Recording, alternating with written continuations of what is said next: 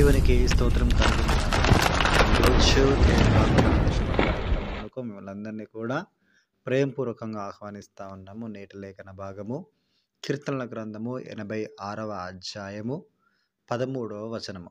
ప్రభువా, నా దేవా, నా ఎడల నీవు చూపిన కృప అధికమైనది.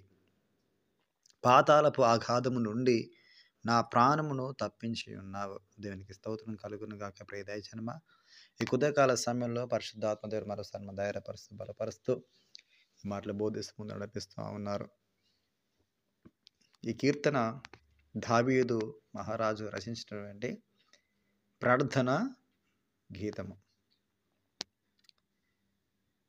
తనుండేటువంటి కష్ట పరిస్థితుల నుంచి వెళ్ళి ప్రభు ఏ రీతికైనా కూడా విడిపించుటకు శక్తి సామర్థ్యం కలిగిన వాడని ప్రభువుని ఎంచి ఘనపరుస్తూ కొనియాడుతూ తన లక్ష్యాలను కూడా వివరిస్తూ ఈ ప్రార్థన చేస్తూ ఉన్నట్లుగా మనం చూస్తూ ఉన్నాము. నాకు ఈ కీర్తన చదువుతూ ఉన్నప్పుడు యేసు క్రీస్తు ప్రభువారిని అనగా దేవుడిని ఏ రీతిగా ఈయన కొనియాడుతూ ఉన్నాడో ఆయన గురించి తెలిసి, నువ్వు ఈ పని చేయుటకు నువ్వు శక్తి కలిగిన దేవుడుగా ప్రభువా, ఆయన శక్తిని వర్ణన చేస్తూ, ఆయన గుణాతిశయాలను వర్ణన చేస్తూ, ఆ కష్టమును మరచిపోయి దేవుని కొనియాడే విధంలో ఎంత లీనంగా ముందుకు వెళ్ళాడో ఆ మాటలు చదువుతున్నప్పుడు నాకు చాలా ఆశ్చర్యం వేసింది అన్నట్టు. ఎంతగా దేవుని పరిశీలన చేస్తే, ఎంతగా దేవుని యొక్క లక్ష్యం తెలిస్తే ఈ విధంగా మాట్లాడగలుగుతారు. దేవునికి స్తోత్రం. అదాలో మనం చూద్దాము. స్తోత్రం. మొదటి నుంచి మనం చూసినట్లయితే, యెహోవా, నేను దీనుడను దరిద్రుడను, చెవికి నాకు ఉత్తరమేమో. నేను నీ భక్తుడను, నా ప్రాణము కాపాడుము. నా దేవా, నిన్ను నమ్ముకొని ఉన్న నీ సేవకుని రక్షింపుము. దినమల్లనికి మొరపెట్టుచున్నా నన్ను కరుణింపుము. ఇలా చెప్పుకుంటూ ప్రభువా, నీవు దయాళుడవు, క్షమించుటకు సిద్ధమైన మనస్సు గలవాడవు, నీకు మొరపెట్టు వారందరి ఎడల కృపాతిశయం గలవాడవు. నా ప్రార్థనకి చెవియొగ్గుము, మానవులతోనే ఆలకింపుము. నాకు ఉత్తరమిచ్చేవాడు నీవే గనుక నా ఆపత్కాలానికి మొరపెడతా ఉన్నాను. నువ్వు మహత్యం గల దేవుడవు, ఆచరణగల చేయు దేవుడవు, అద్వితీయ దేవుడవు. నీ వంటి వారు ఒక్కరు కూడా లేరు, సాటి అయిన వారు ఒక్కరు కూడా లేరని ఎంత అద్భుతంగా దేవుని కొనియాడుతూ మాటలు రాస్తా ఉన్నాడు. జ్ఞానంతో కూడినటువంటి ప్రార్థన, ప్రభుని కొనియాడేటువంటి ప్రార్థన. ఈ ప్రార్థన దేవుడు విన్నప్పుడు ఎంతగా సంతోషించబడ్డారో, ఎంతగా ఆనందంగా ఉన్నాడో దావీదును బట్టి. దేనికి మహిమ కలుగునుగాక. ప్రియ దైవజనమా, ఈనాడు మనకున్నటువంటి కష్టంలో మనం ఏ రీతిగా ప్రార్థన చేస్తా ఉన్నామంటే, దీనికి భిన్నంగా మనం ప్రార్థన చేస్తూ ఉన్నాం. అయ్యా, నేను చేసేటువంటి ప్రార్థన నీకు వినబడుతుందా లేదా, నా కష్టం నువ్వు చూస్తూ ఉన్నావా లేదా అని ఎంత విపరీతమైన దూరంలో మనం ప్రార్థన చేస్తాము. ఇక్కడ దావీదునకు కూడా కష్టం ఉంది, కష్టం లేక ఆయన ఈ ప్రార్థన చేయట్లే. ప్రార్థన అంటేనే కష్టము, అడగడము. దావీదు ఎక్కడి నుంచి అడుగుతా ఉన్నాడు? ఇక్కడి నుంచి పాతాళపు అగాధములో నుండి ప్రార్థన చేస్తూ ఉన్నాడు. పాతాళపు అగాధం నుండి ప్రార్థన చేస్తా ఉన్నాడు. మరణ పరిస్థితిలో నుంచి వెళ్ళి ప్రార్థన చేస్తూ ఉన్నాడు. అంత కష్టంలో నుంచి వెళ్ళి కూడా ప్రభుని కొనియాడు ప్రార్థన చేస్తూ ఉన్నాడు. ఆయన తాత్కాలికంగా చిన్న కష్టానికో పై నష్టానికో అయినా ప్రార్థన చేయడం లేదు, కానీ మరణ పాశములను పట్టుకుని ఉండగా దాంట్లో నుంచి వెళ్ళి ఆయన ఏ రీతిగా మొరపెడతా ఉన్నాడు. కన్నీరు విడుచుకొని మొరపెట్టట్లేదు, ఇంకేదో చేసుకుంటూ మొరపెట్టట్లేదు. కీర్తనల గ్రంథం 30వ అధ్యాయము 3వ వచనంలో, ఆయన మరణ పాశంలో నుంచి నన్ను లేపావు, నాశనకర గుంటలో నన్ను పడకుండా నన్ను బ్రతికించావు ప్రభువా అని ప్రార్థన ఉంది. దానిపైన మన వచనం కూడా చూసినట్లయితే, దేవునికి స్తోత్రం కలుగును గాక. దేవునిపై ఉన్నటువంటి విశ్వాసము, ఆ ప్రార్థనకు జవాబు దొరికిన తర్వాత ఉండేటువంటి ఒకే ఒక స్పందన. ఆ స్పందన ఏంటంటే, నా పూర్ణ హృదయముతో నేను నీకు కృతజ్ఞతాస్తుతులు చెల్లించెదను, నీ నామము నిత్యము మహిమపరచెదను. ఈ మాట దావీదు తాను మేలు పొందుకున్న తర్వాత తీసుకున్నట్టు ఒక మంచి నిబంధన. ఇదే సరి అయినది. మన పట్ల దేవుడు ఒక అవాంఛనీయమైనటువంటి కార్యం, అద్భుతమైన ఒక కార్యం, ఆశ్చర్యమైన ఒక కార్యం మన ఇలా జరిగించినప్పుడు మనం ఎట్లా దేవుని స్తుతిస్తాము అంటే, పూర్ణ హృదయంతో దేవునికి మనం కృతజ్ఞతాస్తుతులు చెల్లిస్తామన్నట్టు. దావీదు ఇంకో నిర్ణయం కూడా తీసుకున్నాడు ఇక్కడ. నీ నామమును నిత్యము నేను మహిమపరచెదను అని.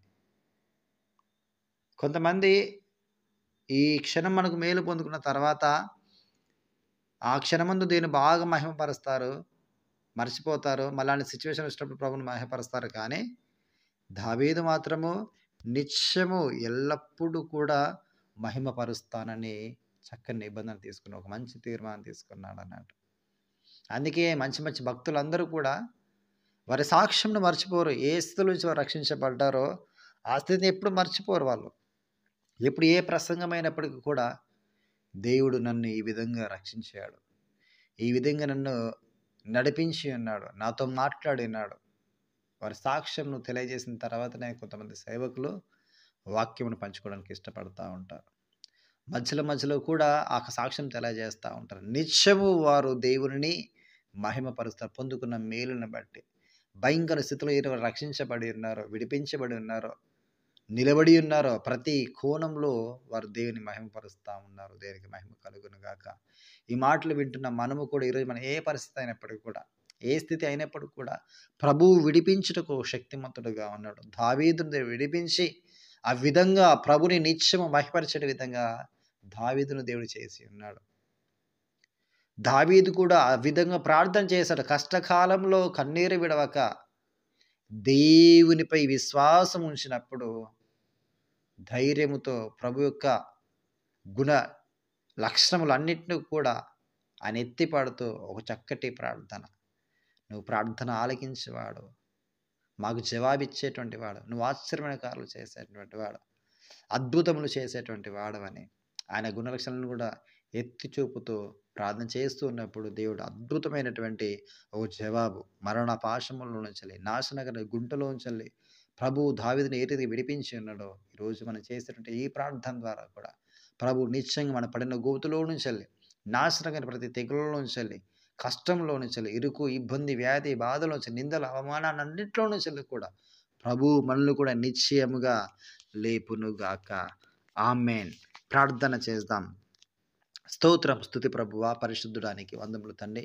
అయ్యా, ఈ కొద్ది కాల సమయంలో ప్రభు ఎంత మాకుతో స్పష్టంగా మాట్లాడ ప్రభు, దావీదు ప్రభు మరణ పాశంలో ఉన్నప్పుడు నా తండ్రి, నాశనకరమైనటువంటి గుంటలో తాను ఉన్నప్పుడు ప్రభువ ఆయన చేసినటువంటి ప్రార్థన ప్రభువాన్ని ఆలకించి అద్భుత రీతిగా నా తన వారిని లేపి నిలబెట్టావు ప్రభా, బ్రతుకునిచ్చావు ప్రభా, జీవంనిచ్చావు ప్రభా, ఆయుష్ను పొడిగించావు ప్రభు, నీకు వందం తెలియజేస్తున్నాం అయ్యా.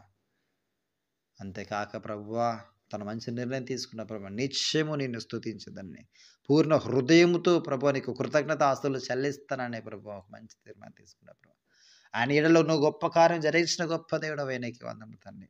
మా ఎడలో కూడా ఎన్నో గొప్ప కార్యం జరిగించావు ప్రభు, కానీ మేము నిత్యము నిన్ను స్తుతించలేకపోతాను ప్రభు. ఒక కష్టం రాగానే ప్రభు ఆ కష్టంలో కూరుకుపోయి ప్రభు ఆ విధంగా మేము ప్రార్థన చేస్తున్నాము. కానీ ప్రభు ఈరోజు మేము ఎట్లా ప్రార్థన చేయాలో మాకు నేర్పావు ప్రభు.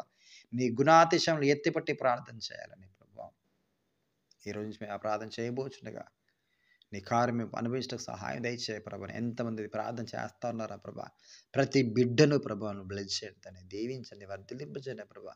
వారు ఏ కోణంలో ప్రార్థన చేస్తా ఉన్నారా ప్రభా, ఏ విషయం ఎవరు ప్రార్థిస్తున్నారా తండ్రి, ఆ కార్యంలో వారి జీవితంలో నెరవేర్చబడును గాకని నీ దాసులుగా మేము ప్రార్థిస్తుంటాం నా తండ్రి. బిడ్డల పక్షం నిలబడి తండ్రి కార్యం మీరు జరిగించండి.